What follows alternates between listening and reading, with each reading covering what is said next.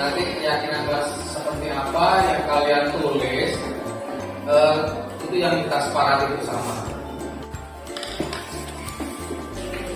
Nulis lagi boleh. Nah, ini keyakinan kelas yang sudah kalian tulis ya. Nah, jadi nanti Pak Andi simpulkan, terus Pak Andi buat dalam bentuk seperti poster, kita pajang di sana. Ini keyakinan kelas yang nantinya kita sepakati bersama dan kita kerjakan bersama-sama. Ya, sepakat ini semua anak? Nah, ya. Jadi kita belajar menyepakati keyakinan kelas yang sudah kita sepakati bersama, ya.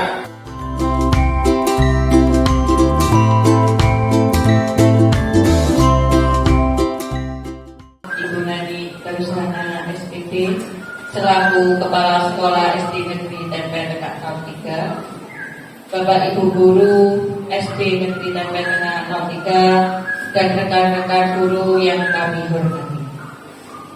Pertama-tama, marilah kita panjatkan puja dan puji syukur kepada Allah karena oleh rahmat-Nya kita bisa berkumpul dalam kegiatan diseminasi berbagi pemahaman dan pengalaman dalam menerapkan budaya positif di SD Negeri Tempel Tengah 03 tahun 2024 pada hari ini dalam keadaan sehat walafiat.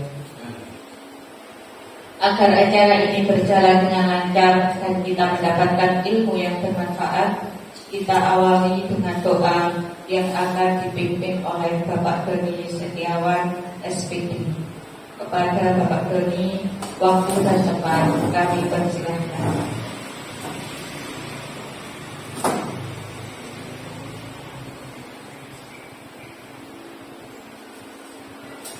Assalamualaikum warahmatullahi wabarakatuh.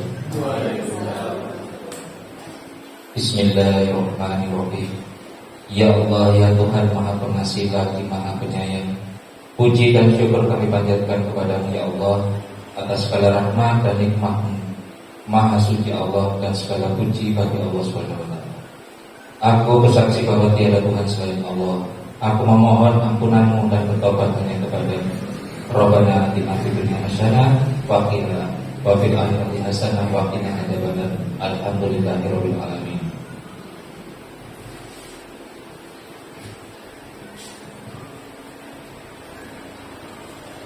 Terima kasih. Selanjutnya, pemaparan mengenai berbagi pemahaman dan pengalaman dalam menerapkan budaya positif akan disampaikan oleh Bapak Andi Isbianto SPD. Kepada Bapak Andi Isbianto, waktu dan tempat kami persilahkan.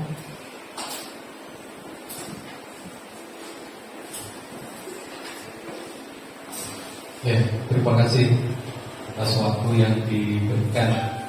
Assalamualaikum warahmatullahi wabarakatuh. Waalaikumsalam warahmatullahi wabarakatuh. Salam hebat Bapak Ibu guru semuanya.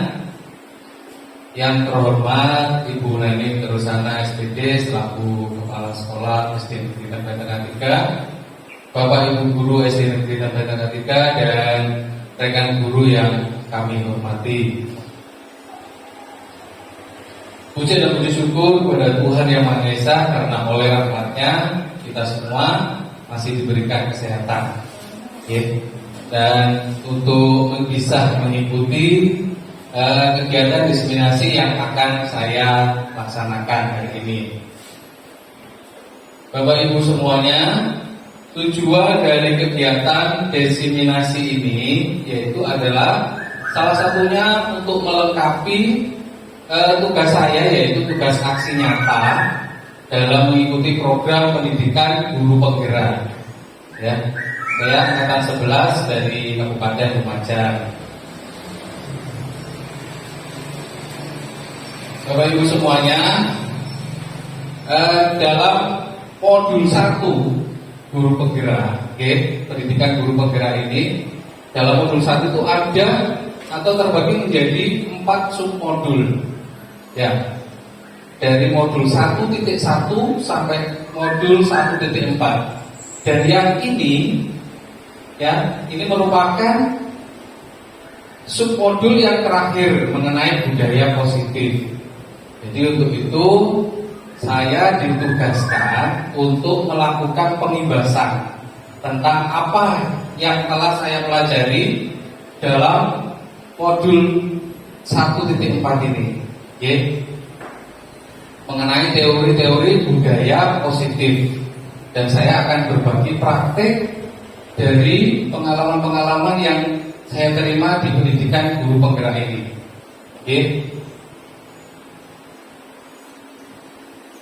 Bapak Ibu guru hebat semuanya, sebelumnya saya mohon maaf yang sebesar-besarnya kepada panjenengan semuanya. Ya, jadi saya ini tidak bermaksud untuk menggurui panjenengan semuanya. Saya yakin Bapak Ibu guru semuanya ini orang-orang luar biasa, orang hebat, ya. Saya tidak bermaksud untuk menggurui panjenengan semuanya, tapi kita belajar bersama, kita berkolasi bersama, saling mendukung supaya kita bersama-sama bisa mewujudkan budaya positif di sekolah. Nah, ini saya beri judul diseminasi berbagi pemahaman dan pengalaman dalam menerapkan budaya positif. Bapak Ibu guru hebat, ya, budaya positif ini terdiri atas 7 ini ya. Yang pertama, ada perubahan paradigma. Yang kedua, disiplin positif. Yang ketiga, nilai kebajikan. Yang keempat, kebutuhan dasar manusia. Yang kelima, motivasi perilaku manusia. Yang keenam, posisi kontrol restitusi dan keyakinan kelas. Dan yang ketujuh, segitiga restitusi. Oke. Nah, untuk mengawali, kita akan memulai dari diri. Ya.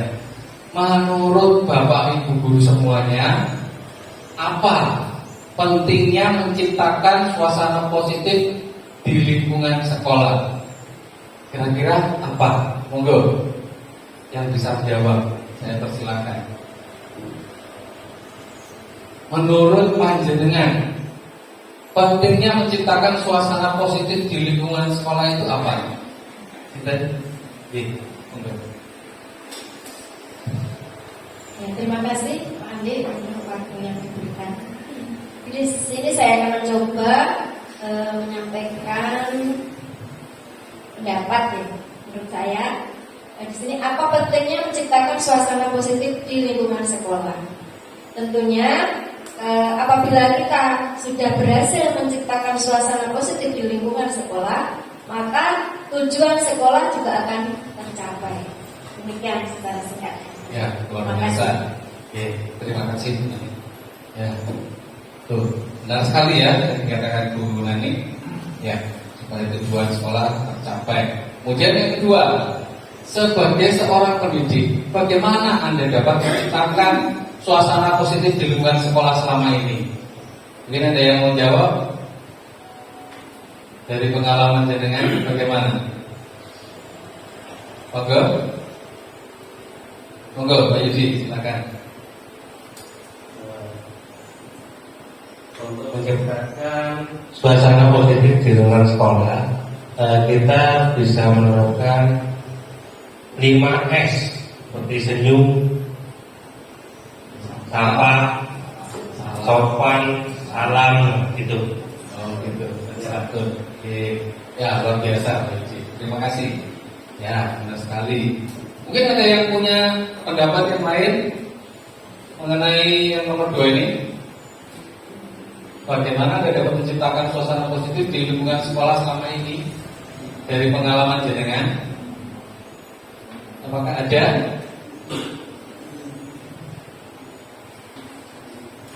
Pak Santun? Oke. Ya, oke. Kemudian yang ketiga, bagaimana menerapkan disiplin saat ini di sekolah Anda? Apakah sudah diterapkan dengan efektif? Bila belum, apa yang menurut Anda masih perlu diperbaiki dan dikembangkan? Bagaimana ini? Siapa yang menjawab?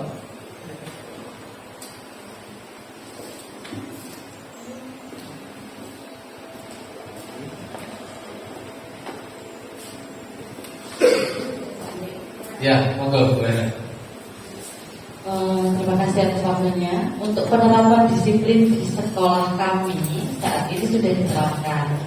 Tetapi untuk masalah efektif atau tidaknya itu masih belum efektif karena disiplin itu harus dilakukan secara terus-menerus, kontinu. Bahkan kita sebagai pendidik juga harus mengingatkan terus kepada anak-anak peserta didik kita, termasuk teman-teman kita juga sesama pendidik, karena disiplin itu datangnya dari kita sebagai pendidik dulu, sebagai contoh, setelah itu baru kita tentukan ke anak didiknya.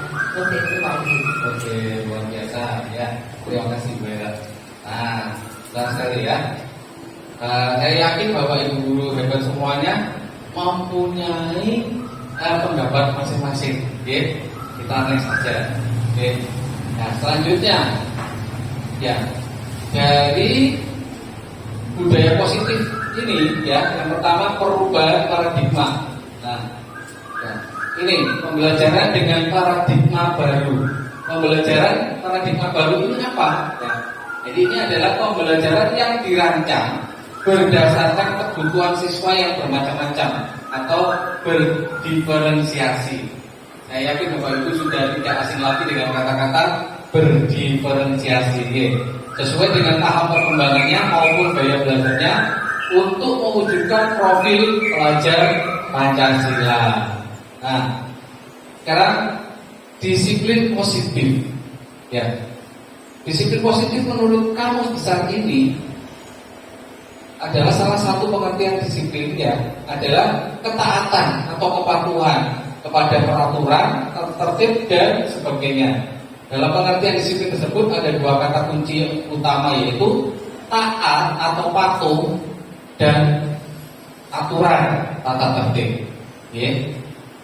Nah, dalam budaya kita, makna kata disiplin itu dimaknai menjadi sesuatu yang dilakukan seseorang pada orang lain untuk mendapatkan kepatuhan. Kita cenderung menghubungkan kata disiplin dengan ketidaknyamanan. Ya. Kemudian seorang pendidik, tugas kita adalah menuntun anak-anak untuk memiliki disiplin diri sehingga mereka dapat berperilaku sesuai dengan nilai-nilai kebajikan universal dan memiliki motivasi intrinsik bukan ekstrinsik. Ya, dari dalam bukan dari luar. Apa nilai kebajikan universal itu? Nah, ini nilai kebajikan yang disepakati bersama, lepas dari suku, bangsa, agama, bahasa maupun latar belakangnya. Nilai-nilai ini merupakan payung besar dari sikap dan perilaku kita, atau nilai-nilai ini merupakan fondasi kita berperilaku. Ya. Jadi nilai-nilai kebajikan itu adalah sifat-sifat positif sebagai manusia yang merupakan tujuan mulia yang ingin dicapai setiap individu. Nah, dalam profil pelajar Pancasila ini juga tidak asing bagi kita, ya. Apa saja isinya yang pertama? Oke, terus yang kedua?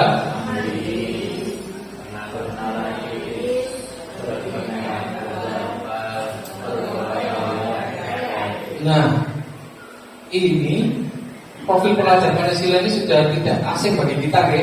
Ini merupakan nilai kebajikan di Bapak Ibu. Nah, kemudian, ya, 9 pilar karakter Indonesia ini melalui profil Pancasila itu ini Bapak Ibu, nilai kebajikannya. cinta Tuhan dan segenap ciptaannya, kemandirian dan tanggung jawab, kejujuran, amanah, diplomatis, hormat dan santun, ya, dermawan, suka menolong dan gotong royong, percaya diri, kreatif dan bekerja keras, kepemimpinan dan keadilan, baik dan rendah hati, kemudian toleransi, kedamaian dan kesatuan. Ini 9 pilar karakter. Ya. Kemudian nilai kebajikan. Menurut proyek nilai-nilai kebajikan ya, ada ini peduli, rajin, integritas, rasa hormat. Nah, ini saling berhubungan. Terus terangan, kebersihan, komitmen, belas kasih, percaya diri, ya, bertujuan dengan rasa gotong royong. Ini saling berhubungan. Oke, ini proyek-proyek nilai-nilai kebajikan. Nah, kemudian kebutuhan dasar manusia. Nah, kebutuhan dasar manusia itu ada 5 Bapak Ibu. Yang pertama, bertahan hidup. Bertahan hidup, semua pasti paham ya, bertahan hidup. Ya. Hidup itu makan atau makan untuk hidup.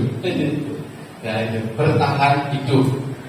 Kemudian yang kedua, kasih sayang dan rasa diterima. Kasih sayang dan rasa diterima. Bapak Ibu semuanya pasti pernah mengalami bentuk kasih sayang siswa. Ada yang mencari perhatian, gini Bapak, nempel terus sama gurunya. Ya, kebutuhan kasih sayang. Mungkin anak-anak kita tidak mendapatkan hal itu di rumah, tidak mendapatkan kasih sayang, atau mungkin dalam lingkungan bermainnya di rumah sering dikucilkan, atau bahasa kerennya sekarang kan dibully. Jadi anak-anak tersebut saat di sekolah lebih dekat dengan kita, rindu kasih sayang seperti itu. Oke. Kemudian yang ketiga, penguasaan. Yang keempat, kesenangan. Yang kelima, kebebasan. Nah, kebebasan ini seringkali anak-anak dalam berdisiplin itu karena di rumah sering dikekang. Tidak boleh keluar dari rumah, harus seperti ini, harus seperti itu. Ya, kurang bebas istilahnya. Bahasa kerennya itu koyok titik bobokan. Nah, ketika dilepas langsung ya giras, kabur seperti itu ya.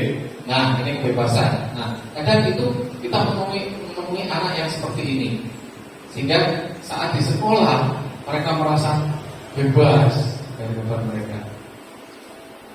Nah, ini motivasi selanjutnya adalah motivasi perilaku manusia.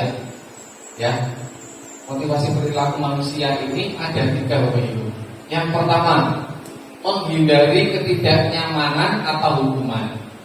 Yang kedua, mendapatkan imbalan atau penghargaan dari orang lain. Dan yang ketiga, menghargai nilai-nilai kebajikan diri sendiri. Kebajikan diri sendiri. Ya. Jadi guru tadi ada intrinsik dan ekstrinsik. Ya. Jadi diharapkan guru-guru itu mampu menciptakan motivasi anak dari dalam dirinya. Dari dalam diri anak. Coba kita bahas satu persatu ya. Yang pertama, menghindari ketidaknyamanan atau hukuman. Ini adalah tingkat terendah dari motivasi perilaku manusia. Biasanya orang yang memotivasi perilaku untuk menghindari hukuman atau ketidaknyamanan. Ya, ini cenderung kalau pada anak-anak itu cenderung seperti ini. Aku tak pakaian rapi supaya tidak dihukum dengan segala cara, ya, supaya nanti waktu upacara saya tidak dihukum. Tak berusaha caranya bagaimana bisa ambil punya temennya, bisa mungkin ada yang adik kelas paling tinggi diancam, tak sini kopi supaya aku tidak dihukum, biar orang lain yang dihukum. Itu ini yang pertama, menghindari ketidaknyamanan atau hukuman. Yang kedua, mendapatkan imbalan atau penghargaan dari orang lain. Satu tingkat di atas motivasi yang pertama, yang ini ya. Di sini orang berperilaku untuk mendapatkan imbalan atau penghargaan atau pujian dari orang lain. Nah, mohon maaf, ya, ngapunten. Seringkali ini kita berikan, ya, motivasi untuk meningkatkan motivasi anak-anak. Kita memberikan imbalan bagi anak-anak. Mungkin ada yang memberikan permen atau memberikan poin seperti itu atau stiker. Nah, ini sebetulnya, ya. Ini nantinya akan berakibat karena itu mau berubah jika mendapat hadiah atau imbalan seperti itu Bapak Ibu. Oke. Nah, atau mereka berlomba-lomba agar mendapatkan imbalan. Iming-iming yang sudah diberikan. Ayo, siapa yang nanti yang dapat 100, saya ajak beli cilok seperti itu.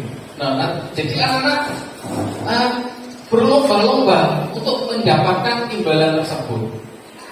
Gitu. Kemudian yang ketiga, menghargai nilai-nilai kebajikan diri sendiri.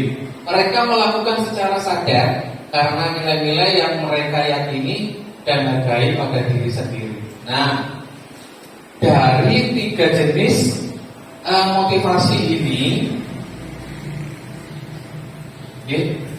mana yang menurut Bapak Ibu yang termasuk intrinsik tadi dari dalam diri siswa? Yang 1, 2, atau yang ketiga? Yang ketiga. Nah, ya benar sekali. Ya, diri sendiri. Ada tulisannya diri sendiri. Nah, jadi termotivasi. Termotivasi dari dalam dirinya sendiri ya Bapak Ibu. Ya. Jadi tidak karena imbalan, tidak karena rasa takut, tapi timbul karena kemauan diri sendiri. Seperti itu. Oke? Ya. Jadi ada 3 motivasi ini, 3 jenis motivasi, sehingga anak-anak melakukan peraturan. Oke. Pertama karena ketidaknyamanan hukuman, yang kedua karena imbalan, yang ketiga karena diri sendiri. Nah, kemudian ini Bapak Ibu memang agak begitu tulisannya. Ini yang termasuk identitas gagal dan identitas sukses dari disiplin tadi. Ya. Yang pertama, ini termasuk identitas gagal dari hukuman. Ya, di sini ada hukuman, ada konsekuensi, dan ada restitusi. Nah, coba kita bahas satu persatu, ya. Yang pertama ini dari hukuman, ini termasuk identitas gagal. Murid atau anak belajar menyembunyikan kesalahan. Ini seringkali kita temui, ya, itu aku Pak, saya salah, iko, gitu kan, menyembunyikan kesalahan. Aku tidak melakukan apa-apa Pak. Nah, seperti itu.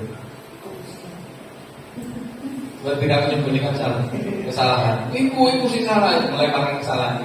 Nah, kemudian konsekuensi. Kalau konsekuensi, murid akan taat pelajaran, peraturan. Gitu. Kemudian restitusinya, murid belajar memecahkan masalah. Kita baca ini aja dulu ya. Yang hukuman yang ini gagal, identitas gagal.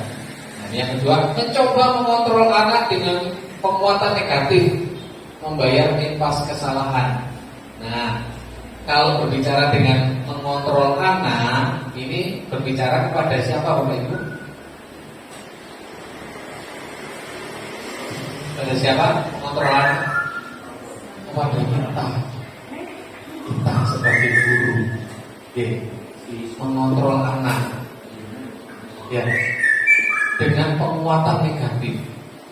Nah, awakmu lek gak garap ini, kalau kamu tidak mengerjakan ini, nah seperti itu, kamu tidak dapat nilai bagus, tidak akan saya naikkan, buat tambah sadis. Nah, nah, mengontrol anak dengan penguatan negatif, seperti itu. Kalau kamu tidak belajar dengan baik, besok kamu tidak usah ikut olahraga, seperti itu. Itu untuk mengontrol anak yang negatif. Kemudian yang kedua, yang ketiga, dampak pada murid, akhirnya murid menjadi marah, merasa bersalah, merendah diri, mengasingkan diri. Ya, dari karakter murid kita tidak tahu ya, sebelum kita mengobservasi. Nah, akan timbul rasa marah. Murid jadi marah, tidak terima dengan apa yang sudah kita katakan. Kemudian merasa bersalah, wah ini tidak bisa. Saya memang tidak bisa, saya memang tidak ngerti. Sampai keluar kata-kata, aku memang goblok, seperti itu kan. Nah, seperti itu. Rendah diri, saya memang tidak bisa, tidak bisa, bapak tidak bisa, seperti itu. Kemudian mengasingkan diri. Waktu temannya bermain, dia nggak mau bermain, seperti itu. Ya, dia di kelas terus, akhirnya itu efeknya. Kemudian tiba-tiba tidak diharapkan atau sangat melukai. Nah, ini yang paling parah ya. Wes, kamu nggak usah ikut praktek di luar. Nah, seperti itu. Karena kamu belum mengumpulkan ini, kamu kurang belajar ini, kamu di kelas saja, tidak usah ikut praktek di luar, tidak usah ikut olahraga di luar. Nah, ini sangat melukai perasaan murid-murid kita ya, Bapak. Nah, yang pasti ini dibuat ya kita dibuat oleh guru. Kemudian menyakitkan guru. Menyakitkan ya, guru menjalani konsekuensi dengan menyalahkan, mengkritik, menyindir, merendahkan. Nah, ini termasuk identitas gagal, Bapak Ibu. Jadi menyalahkan terus. Dari ucapannya itu menyakiti siswa, menyalahkan terus, mengkritik terus. Ya, paham kan mengkritikkan dia? Terus menyindir. Ya. Wah, ini bagus ini, nilainya bagus, tak koyok si Iku, tidak seperti si B yang tidak gemar belajar, akhirnya nilainya kan kritik terus, kemudian merendahkan. Jangan mencontoh si C itu tidak bisa apa-apa, tidak mau belajar, seperti itu namanya. Nah, itu identitas gagal. Kemudian yang konsekuensi. Ini termasuk identitas yang sukses, Bapak Ibu. Konsekuensi dan restitusi. Nah, dia mencoba mengontrol anak dengan penguatan positif, senantiasa berpikir positif untuk anak-anak, membawa anak ke hal yang positif. Ayo dicoba lagi. Kalau belum bisa, ayo coba lagi. Seperti itu, mengontrol yang positif. Ya. Ya, ini kehilangan hak waktu jeda seorang diri penahanan. Jadi tidak menonton, kita bisa mengatur waktu dengan baik. Kemudian sudah diketahui dan masuk akal. Kemudian dibuat oleh guru dan murid anak ini kesepakatan bersama oleh guru dan murid. Kesepakatan bersama. Kemudian membantu guru menyatakan peraturan, melakukan peringatan dan menerapkan konsekuensi. Ini saling bekerjasama, kolaborasi. Restitusinya, ini ya, belajar memecahkan masalah sendiri, mencoba memecahkan masalah yang dia alami. Kemudian anak paham bahwa dirinya sendiri yang pegang kendali kontrol. Jadi bukan orang lain, tapi anak sendiri yang mempunyai kontrol akan dirinya. Kemudian murid tidak kehilangan waktu, namun bersemangat untuk memperbaiki diri. Ya, kepingin minta lagi, ayo Bu, ayo Pak, pelajaran ini seperti itu. Ya, tidak, Bu kapan pulang, Pak kapan pulang, kapan istirahat, seperti itu kan? Nah, tapi mereka tidak kehilangan waktu, tapi mereka antusias untuk minta waktu lebih, seperti itu. Ya, untuk memperbaiki diri. Kadang kita menemui anak-anak ketika awalnya kita memberikan pelajaran, mereka tidak ngerti. Bingung Bu, ya apa Bu? Bingung Pak, tidak ngerti Pak. Lalu kita ajari mereka pelan-pelan. Akhirnya sedikit demi sedikit kan ngerti. Bu lagi Bu, lagi Pak, ayo Pak, latihan terus Pak. Itu kan antusias anak-anak sangat tinggi. Oke, nah seperti itu. Kemudian berupa undangan untuk mengadakan restitusi. Kita ajak anak-anak memecahkan masalah. Oke, itu dibuat oleh murid sekolah. Kemudian menguatkan guru menyebutkan keyakinan kelas, membimbing kerangka acuan berpikir, restitusi murid dan anak. Nah, guru mengajak siswa, untuk bersama-sama membuat kerangka keyakinan kelas seperti itu. Apa yang disepakati nantinya untuk dilakukan bersama-sama. Kita disiplin sudah dibahas tadi ya, tentang disiplin dengan cerdas gagal. Nah ini pengaruh jangka pendek dan jangka panjang dari konsep disiplin dengan cerdas gagal yang tadi, hukuman tadi itu. Yang pertama, jika kita mengingat seseorang melakukan sesuatu yang kita inginkan dalam jangka waktu pendek, penghargaan efektif. Ini jangka waktu pendek memberikan hadiah seperti itu. Jika menggunakan penghargaan lagi dan lagi, maka orang tersebut akan bergantung pada penghargaan yang diberikan serta kehilangan motivasi dari dalam. Seperti yang saya sampaikan tadi ya, untuk melakukan sesuatu yang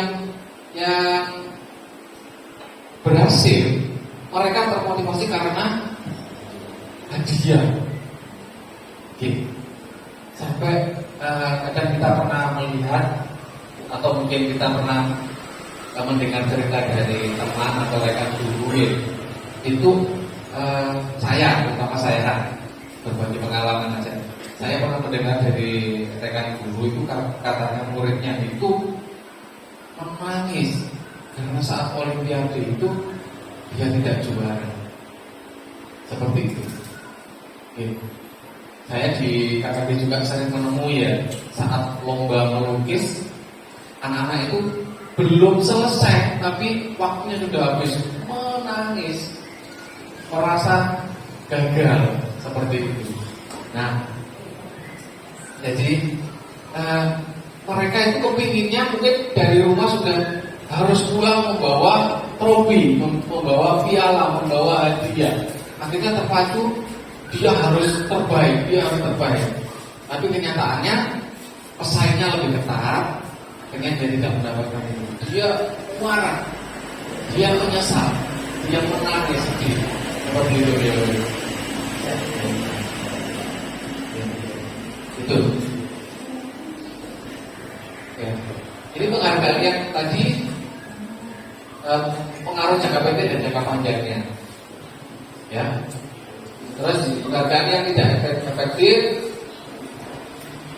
Suatu penghargaan adalah suatu benda atau peristiwa yang diinginkan, yang dibuat dengan persyaratan hanya jika melakukan hal ini maka akan mendapatkan penghargaan yang diinginkan. Nah, seperti itu, seperti yang sudah saya sampaikan tadi. Nah, seperti ini. Nah, yang terakhir ini, mungkin bapak-bapak mengalami ya, orang yang berusaha berhenti merokok atau orang yang berusaha diet, menguruskan badan, bila diberikan penghargaan hampir pasti tidak berhasil. Oke kan? Pasti tidak berhasil karena nantinya akan kembali lagi ke situ. Ya. Ya, jadi berusaha di dalam dirinya. Ya, betul.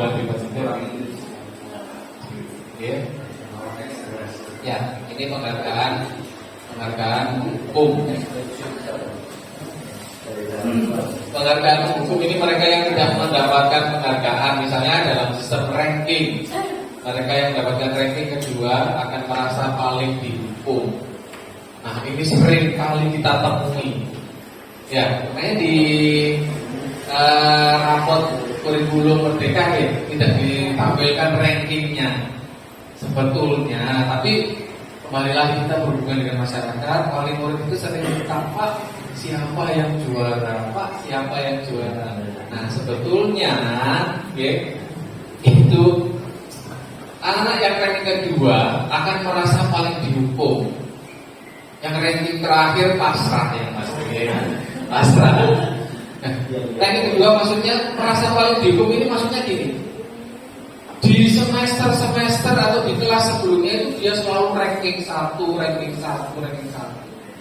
Ketika posisinya di kelas lanjutan, kelas berikutnya, kok tiba-tiba dia hasilnya itu turun ranking 2. Nah, itu yang nantinya akan menyebabkan anak tersebut menjadi kecewa. Ya, merasa paling dihukum. Ya, belum lagi tekanan dari orang tua. Kok bisa kamu ranking 2 pakai bola nih? Akhirnya mainan HP, betul. Ya, akhirnya ya betul sekali. HP ini tak sita. Ya, seperti itu. Nah, kemudian yang ini, jika suatu penghargaan diharapkan namun tidak mendapatkannya, akan merasa dihukum. Seperti yang saya sampaikan tadi, penghargaan itu sangat diinginkan, tapi ada yang tidak mendapatkan, maka kecewa, merasa dihukum dia. Aku tidak bisa, aku pantasnya tidak bisa. Jadi seperti itu. Oke. Ya. Kemudian yang berikutnya, motivasi dalam diri atau intrinsic. Ya, ini saat seorang anak belajar untuk pertama kali menggabungkan huruf dan kata, serta menyadari bahwa ia dapat membaca, timbul pijar di matanya dan sebuah senyuman di wajahnya. Anak tersebut begitu gembira bahwa ia telah mempelajari dan menguasai suatu keterampilan baru. Kesadaran akan kemampuan bahwa dia sudah dapat membaca sesungguhnya sudah merupakan sebuah penghargaan. Itu sebuah penghargaan. Anak-anak bisa membaca dan menulis dari yang tidak mengerti sebelumnya. Gitu. Waduh, aku bisa foto akhirnya seperti itu. Terus, jika kita memberikan penghargaan kepada seseorang anak pada saat dia sedang merasa bangga dengan pencapaian tersendiri, maka kita akan mengambil kegembiraan yang saat itu sedang dirasakan secara alamiah. Ya, ketika anak merasa bangga, wah pinter sekali ya, kamu sudah bisa membaca. Ini bapak kasih uang 2.000 untuk jajan. Ini kamu sadar tidak bapak ibu, kita merampas kebahagiaan itu. Padahal anak itu sudah merasa bangga, wah akhirnya bisa, aku bisa sendiri, aku bisa nulis, walaupun tulisannya masih belum sempurna. Ya, tapi ketika kita melihat anak itu menulis, wah luar biasa kamu nak, tulisanmu keren, kamu bisa menulis dengan lancar sekarang. Wah bapak bangga dengan kamu. Ini bapak kasih uang 2.000 ya untuk kamu jajan. Sadar tidak bapak ibu bahwa kita sudah mengambil kegembiraan itu. Ya. Tidak langsung motivasinya anak jadi berubah, jadi rusak, ya kan? Wah, besok aku tak melakukan ini lagi supaya aku dapat 2.000. Seperti itu kan? Ketemulah besok, ternyata besok bapak ibu izin tidak masuk, dan anak itu mengerjakan tugas sesuai yang dia yakini. Kecewa kan? Ternyata tidak mendapatkan apa-apa. Nah, seperti itu. Nah, kemudian yang berikutnya, pendekatan restitusi. Ya, restitusi adalah proses menciptakan kondisi bagi murid untuk memperbaiki kesalahan mereka sehingga mereka bisa kembali pada kelompok mereka dengan karakter yang lebih kuat. Ini menurut dosen. Ya, 2004. Restitusi juga merupakan proses kolaboratif yang mengajarkan murid untuk mencari solusi untuk masalah mereka dan membantu murid berpikir tentang orang seperti apa yang mereka inginkan dan bagaimana mereka harus memperlakukan orang lain. Pendekatan restitusi ini ciri-cirinya yaitu yang pertama, bukan menebus kesalahan, namun belajar dari kesalahan, memperbaiki hubungan,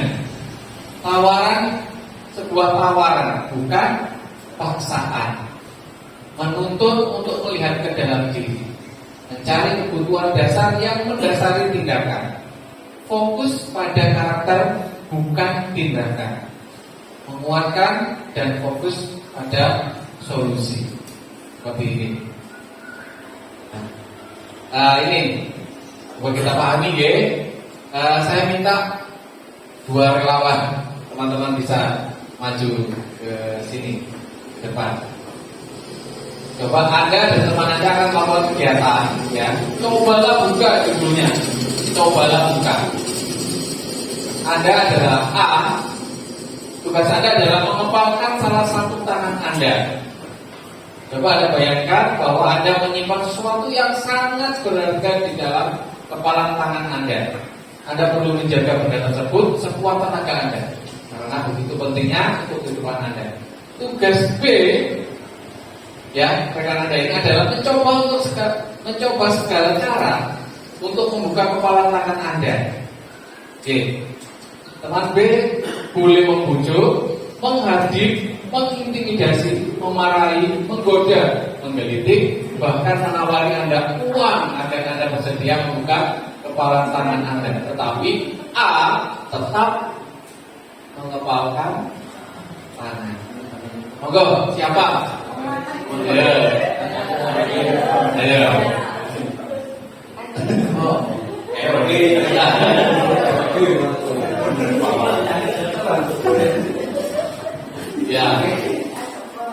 ya Pak Surya dengan Pak Galih. Sekarang yang menjadi A siapa? Yang mengepalkan tangan. Oke, Pak Galih. Berarti Pak Surya menjadi B. Nah, ya. Gini, yang pasti ya, tidak boleh menghadik, karena kalau menghadik kan pemaksaan, ya. Sekarang tidak boleh menghadik dan menggelitik. Nah, ini tidak boleh. Nah, ya, yang dilakukan hanya ini: membujuk atau mengintimidasi, memarahi, menggoda, bahkan menawari uang. Nah, gitu. Ya, coba satu tangan aja, boleh dipakai ini. Nah, saling berhadapan. Oke, silakan digabungkan. Nah, jadi ini Pak, satu aja Pak Galih. Nah, jadi ini ibaratkan dengan memegang sesuatu yang sangat berharga, kan nggak mungkin dilepaskan. Seperti itu. Coba, dan Pak Surya berusaha untuk mengambil yang jenengan pegang itu dengan segala cara. Tapi tidak boleh kekerasan atau mengkritik dia. Kita tidak sama. Belum tercapai. Belum tercapai. Apa yang belum tercapai? Kita tidak apa yang belum tercapai. Jadi, Anda tahu tidak kenapa kok tidak belum tercapai? Tidak tahu. Gitu ya. Gitu ya. Sebenarnya itu bisa dilihat dari sebuah yang ada dalam diri kita. Cita-citanya itu berbeda. Saya itu cita-citanya ingin menjadi seorang pemangku negara ya. Walaupun itu bukan polisi tentara, tapi itu tercapai karena saya menjadi guru. Itu saya pernah dulu diceritakan oleh guru saya. Terus kemudian pada waktu saya masih SD disuruh lihat dari garis tangannya bahwa ini garis tangan ini, oh ini berarti nanti kita bisa capai. Coba sampai lihat garis tangan di situ ada yang kanan, tidak bisa, kalau yang tidak bisa. Ya karena berarti kalau seperti itu sampai kapanpun tidak akan bisa terbuka ya cita-citanya di sini itu ada ya cita-citanya itu ada di sini.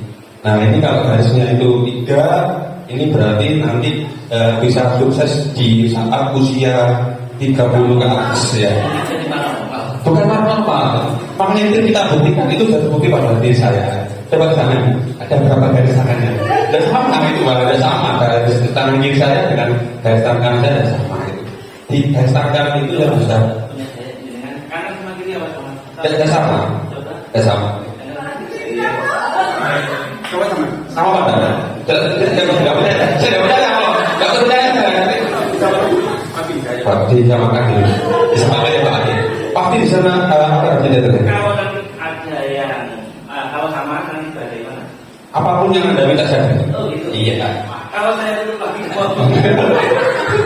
Buka dulu nanti apapun kalau udah tahu kalau sama berarti nanti apapun yang saya minta tak isi. Ya. Kita saya. Iya. Tapi ini sudah terlalu melampaui. Iya. Jadi kalau ini kan sudah di luar Kemampuan. Jadi monggo. Iya. Silakan dibuka di chat. Jadi kita tuh sambung nyambung kepada tidak sama itu. Nah, ini artinya tidak. Iya. Tidak sama ini ada garisnya. Iya. Tidak sama ya. Iya. Yes. Kamu berhasil. Iya. Iya. Loh, apa ini kali ini orang ya?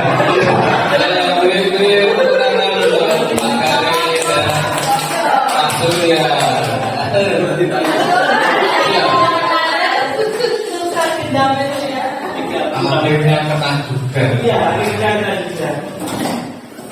Iya.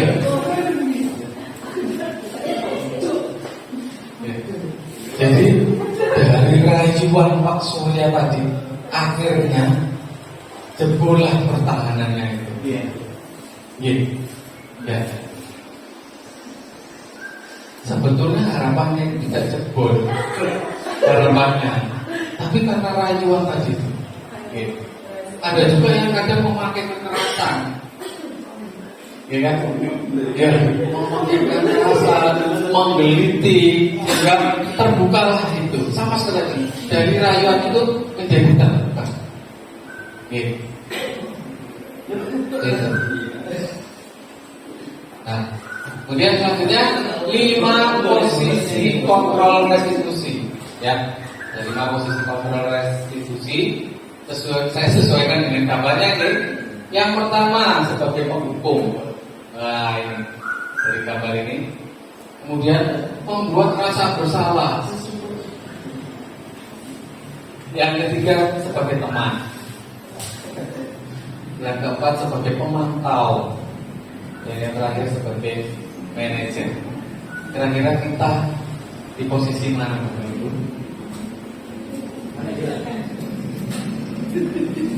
Tentang situasi ini. Ya, oke. Jadi ya, dalam penerapan 5 posisi kontrol ini dari kasus seorang anak terlambat datang ke sekolah. Yang pertama tadi sebagai penghukum. Ini dengan ada suara tinggi, Bapak Ibu. Bahasa tubuh yang dipakai mata melotot dan jari yang menunjuk mengadik. Jadi seperti ini ya kalau saya perankan ya. Kemarin terlambat, sekarang terlambat, pasti besok terlambat lagi. Selalu datang terlambat. Kapan kamu bisa datang tepat waktu? Tapi melotot ya. Nah, seperti itu. Gak ada kesempatan ngomong si anak atau si murid yang sudah seperti itu. Yang dilakukan ya hanya menunduk. Ya, lemas. Ini sebagai penghukum. Kalau sebagai yang kedua sebagai pembuat rasa bersalah, nada suaranya memelas, halus dan sedih. Bahasa tubuh merapat pada anak. Ya, dengan lesu. Seperti ini, Adi ya. Nah di sini ada yang namanya Adi, biasa pakai kata Adi. Adi, kamu ini bagaimana ya? Kamu sudah berjanji loh dengan bapak, ini dengan ibu ya, tidak akan dapat lagi. Kamu kenapa ya seringkali mengecewakan ibu? Ibu benar-benar kecewa sekali loh. Nadanya rendah, ya, dipepet mungkin sambil dirangkul, ya, dengan memelas. Tapi membuat rasa bersalah kepada anak. Oh iya, saya kok terlambat ya. Iya, saya ini memang tidak bisa hadir tepat waktu seperti itu. Kemudian berikutnya sebagai teman, ini sebagai teman. Nah, ada suara ramah, akrab, dan bercanda. Bahasa tubuh merapat pada anak, mata dan senyum jenaka. Nah ini ya. Contohnya, Haji, ayolah, bagaimana sih kamu? Kemarin kamu sudah janji ke bapak, ya bukan? Kenapa terlambat lagi, Ji? Ambil ketawa ringan, ambil senyum, gitu lah. Ya, ya sudah, tidak apa-apa. Duduk dulu sana. Nanti Pak Guru bantu. Kamu ini sambil senyum, kamu ini sebagai teman. Ya. Bahasa kerennya sekarang jangan ya itu yang posisi teman. Kemudian sebagai posisi pemantau, ada suaranya datar, bahasa tubuh yang formal seperti ini gitu ya, formal. Mungkin sambil duduk berhadapan atau berdiri sambil tatap muka gitu ya. Bahasa tubuh yang formal, pokoknya serius, formal. Bagi guru, jadi tahukah kamu jam berapa kita memulai? Jadi si anak jawab, tahu Pak. Kemudian Pak Guru, kamu terlambat 15 menit. Apakah kamu sudah mengerti konsekuensi yang harus dilakukan bila terlambat? Si Adi menjawab, paham Pak. Saya harus tinggal kelas pada jam istirahat nanti dan mengerjakan tugas ketertinggalan saya Pak. Pak Guru, ya benar. Nanti pada saat jam istirahat kamu harus tinggal di kelas untuk menyelesaikan tugas yang tertinggal tadi. Saya tunggu. Seperti itu. Ini sebagai pemantau. Slow, ada suaranya datar, tidak teriak-teriak, tidak melotot, tidak kasar. Bahasa tubuh yang formal, diam gini aja oke, ya.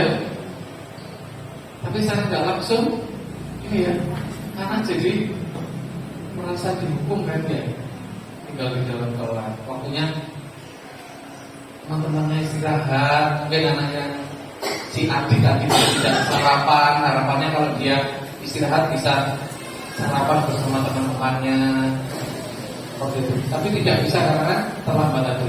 Nah, sebagai pemantau. Berikutnya sebagai manajer.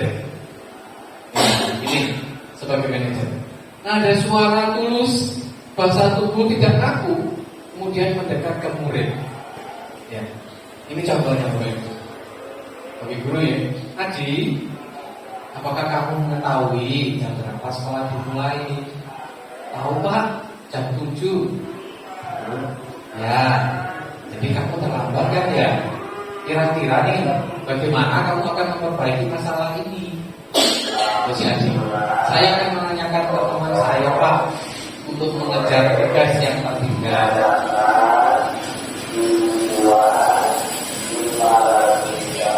Ya. Kemudian Pak Guru bilang, bagaimana caramu agar bisa datang ke sekolah tepat waktu? Jadi mengatakan, saya akan mengatur alarm dan saya akan tidur lebih awal Pak. Baik, saya menghargai usahamu untuk memperbaiki diri. Nah, dari 5 posisi kontrol, yang pertama apa tadi Bapak Ibu? Hukuman. Yang kedua,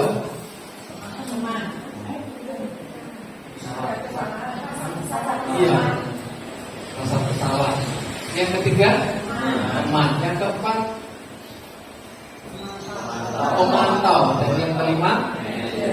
mana yang menurut panjenengan semuanya yang paling tepat untuk dipakai?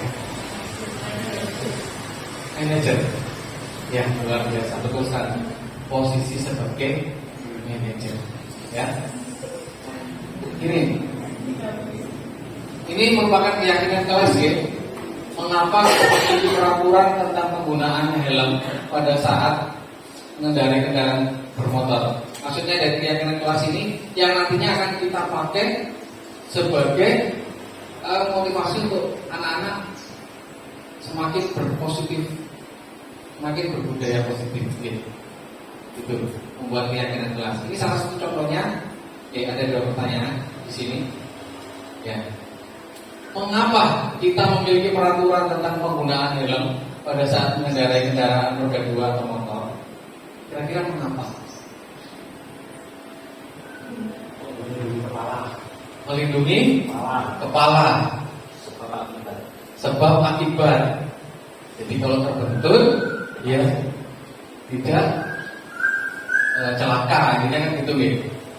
Mungkin ada yang punya pendapat yang lain. Kenapa peraturan tentang penggunaan helm ini pada saat mengendarai kendaraan bermotor?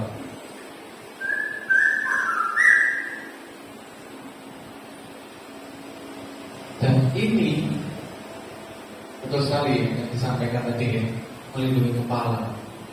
Terus apa tadi Pak Edi? Ya, Bapak Ibu, melindungi kepala. Ya, gitu. Tapi kita sering melalaikan itu ya. Kita beranggapan, oh dekat aja, nggak perlu memakai helm. Seperti itu. Hanya dekat aja, nggak perlu memakai helm. Ya, ini. Padahal itu peraturan untuk melindungi diri kita sendiri, ya kan? Nah, terus yang kedua, mengapa kita memiliki peraturan tentang penggunaan masker dan mencuci tangan setiap saat? Ini yang kita terapkan kepada anak-anak juga, ya, mencuci tangan, memakai masker. Mungkin flashback saat COVID, ya, kalau kita lihat waktu COVID dulu, kita diwajibkan untuk memakai masker, tapi masih banyak yang melalaikan hal itu, ya. Seperti itu. Padahal itu untuk kesehatan kita bersama. Mencuci tangan setiap saat. Kita ajarkan anak-anak sebelum makan untuk cuci tangan. Tapi tanpa kita sadari, kita sendiri langsung lap-lap tanpa cuci tangan. Oke. Nah, di awal-awal ajaran saya sudah membuat kesepakatan kegiatan membuat keyakinan kelas dengan anak-anak untuk nantinya disepakati.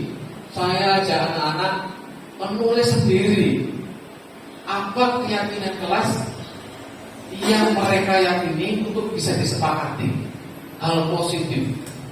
Ya, seperti ini. Anak-anak menulis sendiri, kemudian ditampilkan sendiri di papan tulis seperti ini. Ya, nanti yang nantinya dibuat dalam bentuk poster supaya anak bisa tahu. Ya. Nah, dari kegiatan membuat keyakinan kelas ini bisa saya simpulkan seperti ini hasil anak-anak. Kesimpulan seperti ini. Ya. Yang pertama, selalu bersikap positif dan jujur. Ya. Belajar dengan rajin, percaya diri dan tidak kecontek. Ya. Melaksanakan piket dengan baik. Mengucapkan perkataan yang baik, tidak berkata-kata kotor atau miso. Sekolah tepat waktu dan tidak bolos. Memperhatikan guru saat menerangkan. Ketika keluar kelas saat pembelajaran, izin dulu. Kemudian saling menghormati, tidak jahil dan tidak berkelahi. Nah, ini kesepakatan dari anak-anak. Anak-anak sendiri yang nulis. Cuma saya simpulkan seperti ini dari kata-kata anak. Ya. Dari hormat ini kami yakini hormat, ya, meyakini bahwa sangat penting untuk menghormati semua orang dan barang milik orang lain. Bekerja, ya, ini untuk kita sih sebetulnya. Kami meyakini bahwa sangat penting untuk mengerjakan segala pekerjaan atau mengikuti kegiatan yang telah ditugaskan. Yang ini untuk murid, yang ini untuk diterima dan dimiliki. Kami meyakini bahwa sangat penting untuk merasa diterima pada suatu kelompok dan saling peduli satu dengan yang lain. Ya, ini hanya mungkin contoh aja. Kesepakatan bersama mungkin di sekolah kita masih belum ya. Kita mencoba untuk kesepakatan anak-anak di kelas. Nah, kemudian yang berikutnya adalah segitiga restitusi. Nah, segitiga restitusi ini mungkin sudah diberikan waktu di setir kemarin nanti ya. Ini ada menanyakan keyakinan, menstabilkan identitas, dan memvalidasi tindakan yang salah. Keyakinan kelas apa yang telah disepakati, jadi ingin menjadi orang seperti apa. Terus kamu bukan satu-satunya yang pernah mengalami ini. Dan setiap orang pasti pernah mengalami kesalahan. Adakah cara yang lebih efektif untuk mendapatkan apa yang kamu butuhkan? Kamu tentunya punya alasan mengapa melakukan itu. Oke. Nah, ini penerapan segitiga restitusi. Nah, ini Bapak Ibu. Ini saya mencoba ya, dari contoh kasus ya, mengenai ini penerapan segitiga restitusi pada siswa kelas 4. Oke. Ini saya coba praktek segitiga restitusi. Oke. Mungkin kita bisa menyaksikan bersama aja. Oke.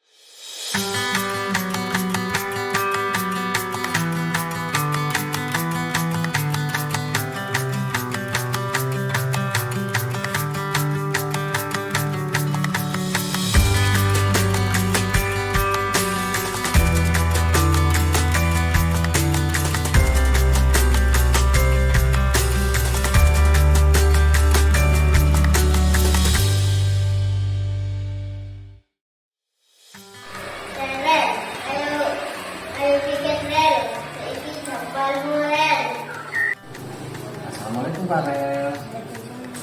Ya, bagaimana kabarnya ini hari ini? Alhamdulillah. Pak Rel sudah sarapan? Alhamdulillah. Ini Pak Rel. Kira-kira Pak Rel tahu nggak kenapa Pak Rel Pak Andi ajak ngobrol ini? Kira-kira tahu nggak? Nggak tahu. Nah, oke. Pak Rel, menurut Pak Rel hari ini Pak Rel buat kesalahan nggak? Betul. Ya gini ya, hari pagi tadi Pak Andi lihat di kelas Farel itu sibuk main sendiri. Padahal hari ini kan jadwal piketnya Farel. Jadi Pak Andi hanya lihat teman-temannya Farel yang piket. Nah, ya kira-kira nih kenapa Farel tidak piket?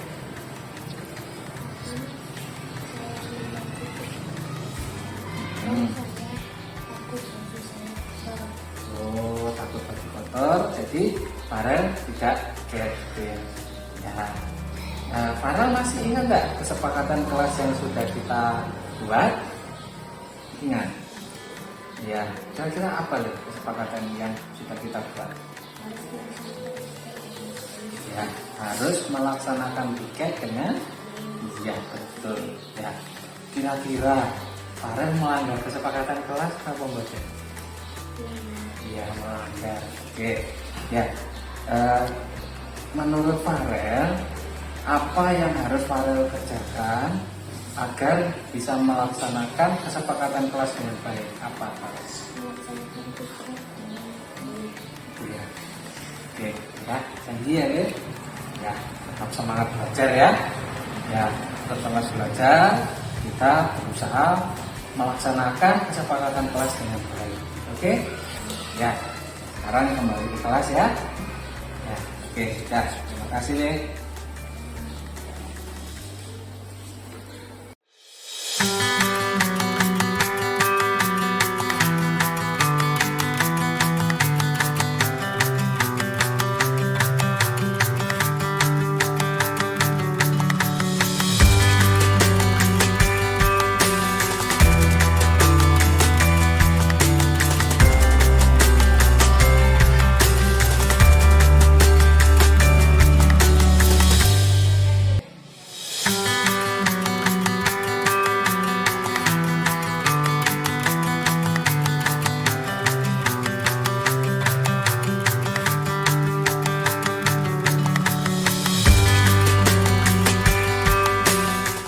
Assalamualaikum Reva. Gimana kabarnya hari ini? Alhamdulillah baik Pak. Ya, alhamdulillah. Jadi siapa yang ngantar ke sini? Mama. Mama. Oh iya. Kira-kira Reva ngerti nggak alasannya kenapa Pak Andi panggil ke sini? Kenapa Pak Andi ajak ngobrol dan Pak Andi panggil ke sini? Nggak tahu Pak. Nggak tahu ya. Nah, oke. Reva tahu nggak kalau Reva itu berbuat kesalahan? Ya, oke. Gak apa-apa. Semua orang itu pasti pernah melakukan kesalahan. Kami juga pernah melakukan kesalahan, gitu ya. Ini Reva, saat ulangan tadi ya, Pak Andi perhatikan itu Reva kok mencontek kerjaannya Bella ya.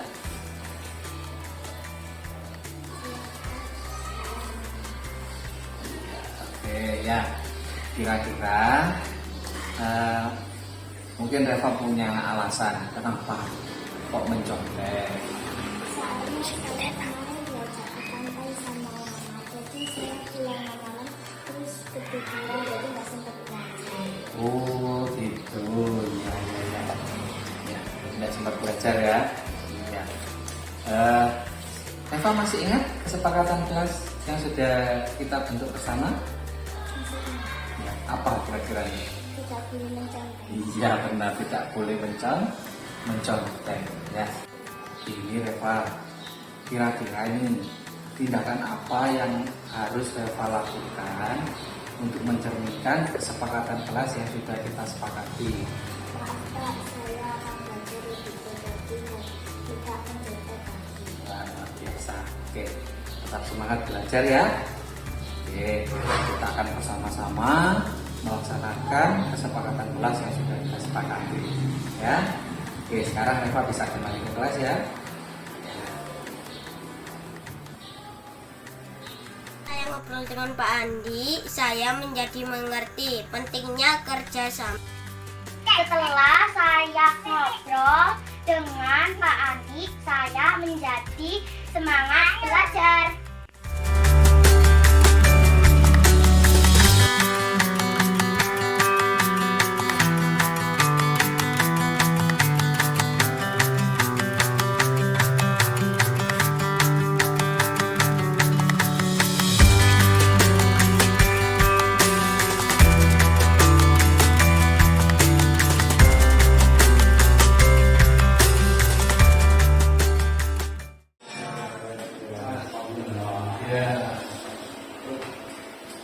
Ya begitu dari aksi nyata yang sudah saya buat dari video tadi.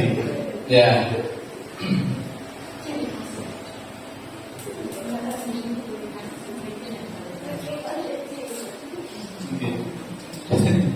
Jadi ini Bapak Ibu, posisinya sebagai apa tadi? Manajer.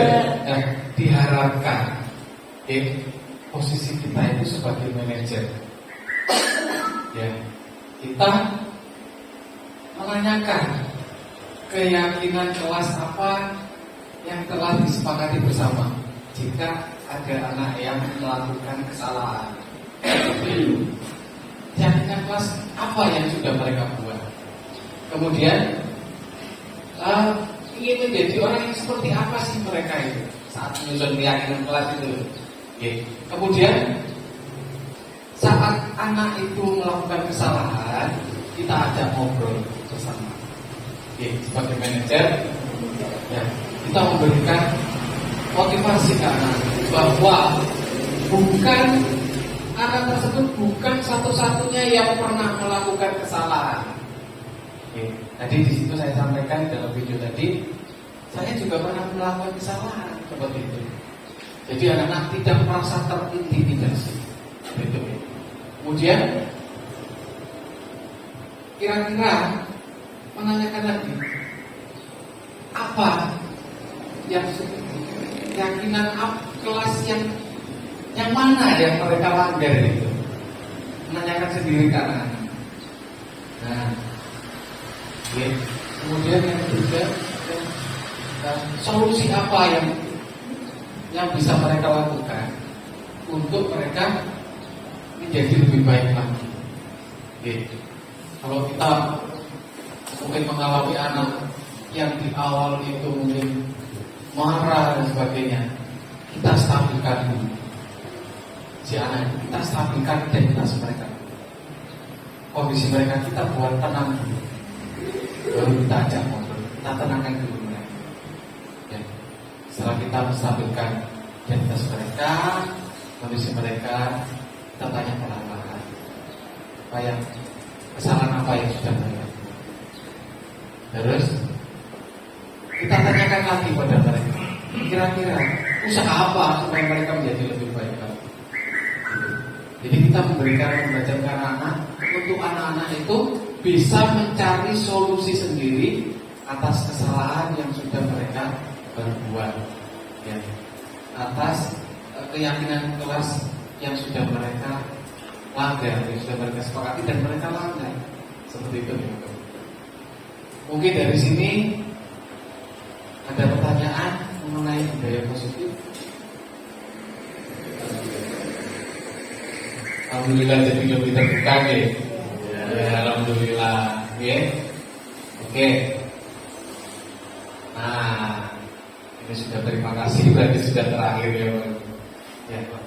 Ya, demikian diseminasi yang saya sampaikan. Ya. Ya, mudah-mudahan kita bersama-sama bisa membawa budaya positif yang baik bagi sekolah. Ya Bapak Ibu, terima kasih atas kerjasama yang luar biasa dari Bapak Ibu semuanya. Saya akhiri dan saya kembalikan ke moderator ya. Assalamualaikum warahmatullahi wabarakatuh.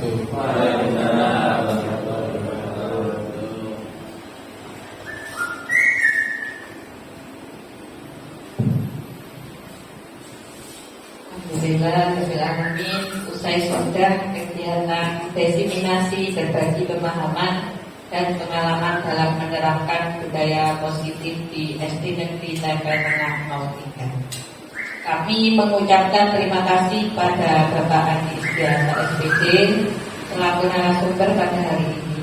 Semoga ilmu yang kita dapatkan bisa membangun budaya positif di sekolah agar siswa-siswi kita memiliki profil pelajar Pancasila.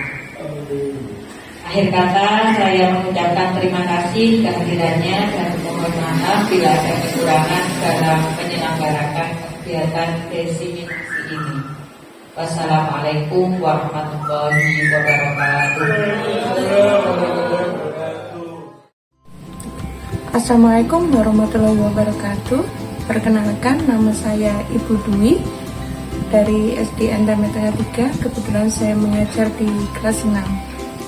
Dari pemaparan yang Bapak Andi berikan tentang diseminasi budaya positif di sekolah, saya sangat bersyukur sekali dan sangat senang. Dari diseminasi tersebut, saya dapat memberikan yang terbaik, terutama bagi siswa yang melakukan kesalahan. Saya bisa memberikan solusi atau cara untuk mencari jalan keluar agar siswa tersebut menjadi lebih baik. Assalamualaikum warahmatullahi wabarakatuh.